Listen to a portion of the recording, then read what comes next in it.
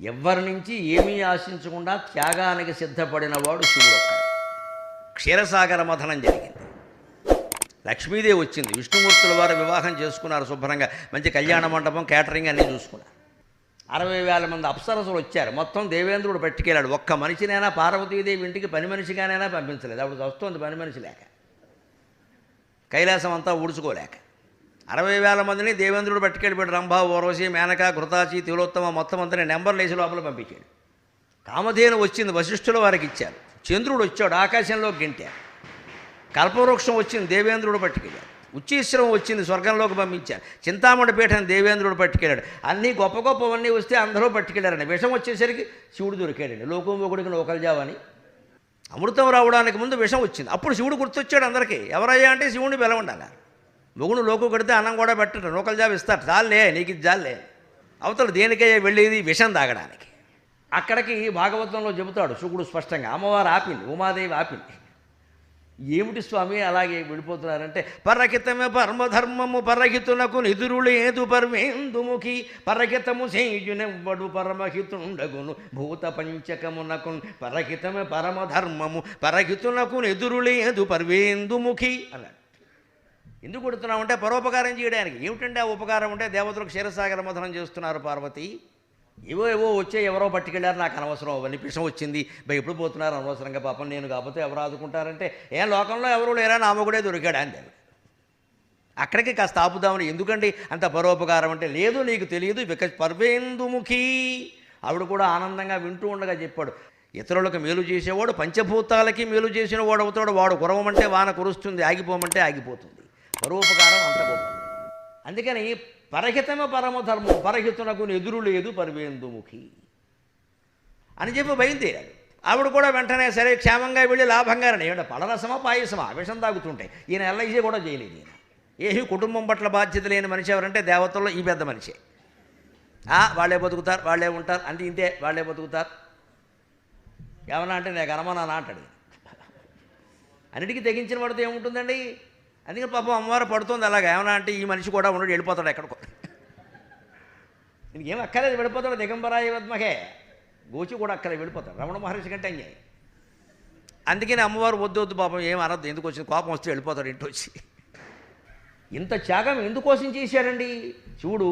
ఇలాగా శంఖంలో పోసుకుని విషం తాగుతున్నటువంటి క్యాలెండర్ ఎవరో నాకు ఇచ్చారు ఎప్పుడు. ఓ 10 ఏళ్ల క్రితం దాన్ని చూస్తుంటే ఇంత అమాయక చక్రవర్తి దేవుళ్ళలో ఎవడైనా ఉంటాడా అనిపించింది నాకు.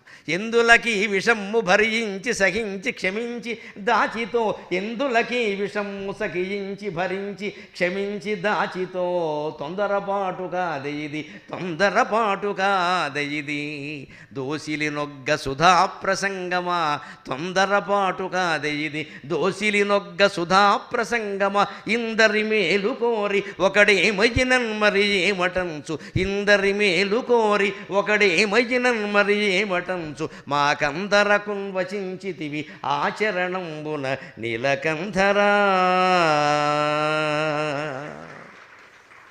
అది శివుడి జీవితం. దేవతల జీవితాలు గమనించాలండి, మహిమలు కాదు, దేవతల జీవితాలు గమనించాలి. అవి లీలలు అంటారు. నిజానికి చాలా సాహసోపేతమైన కృత్యాలు ఇవి. మానవులుగా మనం మాట్లాడుకుంటే ఎందుకు ఈ విషయాన్ని తాగావయ్యా, భరించావు, సహించావు, క్షమించావు, అదేమైనా దోషులకు ఏమైనా పాయసమా, పళ్ళరసమా? ఇంత అమాయక చక్రవర్తి ఎవడైనా ఉంటాడా దేవుళ్ళలో? పైగా మానవుల కంటే దేవతలకు తెలివితేటలు ఎక్కువ కదా. మరి శివుడికి ఇంకా తెలివితేటలు ఎక్కువ ఉండాలి కదా. ఇదేం అమాయకత్వం? ఎందుకు చేశాడు అంటే, ఇందరి మేలు కోరి ఒకడేమయ్యినన్ మరి ఏమటంచు. కొంతమంది చెబుతారు పొరపాటుగా, మామూలుగా ఆయన శివుడు కదండి, తాగినా ఏం కాదు అందుకని వెళ్ళాడు. అయితే నాటకం అవుతుంది, అది ఉపకారం కాదు. అది ఆ మహిమ చెప్పడానికి వీలు లేదండి. ఆయన భగవంతుడు, అయితే అమ్మవారికి పతి, అమ్మవారి తాటంకాలు ఆయన్ని కాపాడాయి, విషం తాగినా సరే తమ తాటంక యుగడం అని ఉంది కదా సౌందర్యలేఖనంలో. ఆ శ్లోకానికి వ్యాఖ్యానం అది కాదండి, అది పొరపాటు. అది భగవతత్వం తెలిసినవాడు, సృష్టి తత్వం తెలిసినవాడు కాబట్టే ఆయన మరణించలేదు. ఆయన వెళ్ళింది నేను బతుకుతాను గ్యారంటీగా, అమ్మవారికి భర్తను కాబట్టి, నేను మహామహిమాన్వితుడు కాబట్టి, విషం నన్ను ఏం చేయదు కాబట్టి, ఆ గ్యారంటీతోనే ఆయన వెళ్ళుంటే అది ఉపకారం అవుతుంది, నాటకం అవుతుంది ఖచ్చితంగా. అలా వెళ్ళలేదు ఆయన. ఏమైనా మంచిదే, ఇందరి మేలు కోరి ఒకడేమయినన్ మరి ఏమటంచు మాకందరకు వచించితివి ఆచరణంబున నీలకంధరా. ఇంత సమాజం బాగుండేటప్పుడు, ఇన్ని కోట్ల మంది ప్రజలకు మేలు జరిగేటప్పుడు నా ఒక్క జీవితం పోతే మాత్రమేమిటి అని మహత్తరమైన త్యాగం చేసిన మహానుభావుడు శివుడు. మనం సామాజికంగా మనం గ్రహించాల్సిన సందేశం అది. మహిమ అంటే మొత్తం ఉపకారాలన్నీ పోతాయి పక్కకి. ఆ త్యాగాన్నే మనం పిల్లలకి నేర్పాలి, మనం అలవాటు. నీకెందుకులా లోపలికి వచ్చాయి అంటే ఎన్ని దీపాలు పెట్టినా ఒకటే. లోపల రావడానికి వీళ్ళ బయటికి తెలుసుకోవాల్సిందే. ఏమైనా మంచిదే, ఇంతమందికి మేలు జరుగుతుంటే నా జీవితం ఏమైతే ఏమిటని వెళ్ళాడు శివుడు ఖచ్చితంగా.